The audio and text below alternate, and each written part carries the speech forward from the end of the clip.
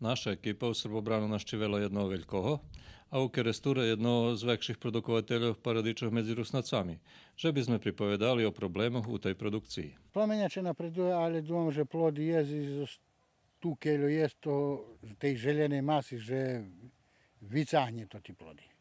Dúfam, že to bude. Kedy ste počali oberať?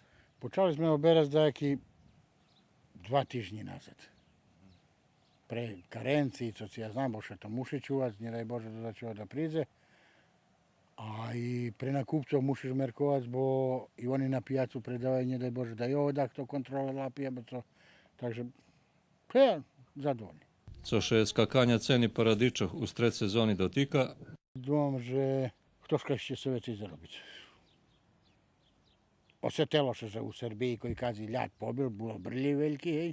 Koji kazi, думам, že toto doprineslo tomu, že tam nije telo i vecka normalno ceni pošli gore. A na kraju treba i mi da zarobimo tako veci.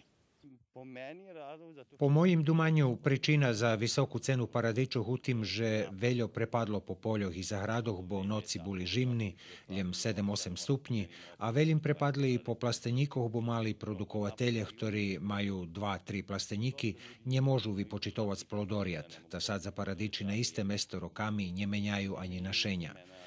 Mi imame hibrid, kotri otporni i na nematodi i na fuzarijum, to najopasnejší škodljivci i horoti u plastenjikoh. Máme i 12 plastenjiki i možeme vypočitovať splodorjat, ali ih i dezinfikujeme raz u roku, ta odkedy sme nabavili zamolhovač za dezinfekciju, u nas nje mož najs ani paradičovog hrobaka, ani bilu mušku. Đorđićovo na počatku sezoni do každého plastenjiku každý rok unoša po pol prikolici hljivského hnoju, co tiež vážne za zdravie i kondíciu rošlinoch, bo zalivanje neprerivne, a vono zmýva i degradiruje žem.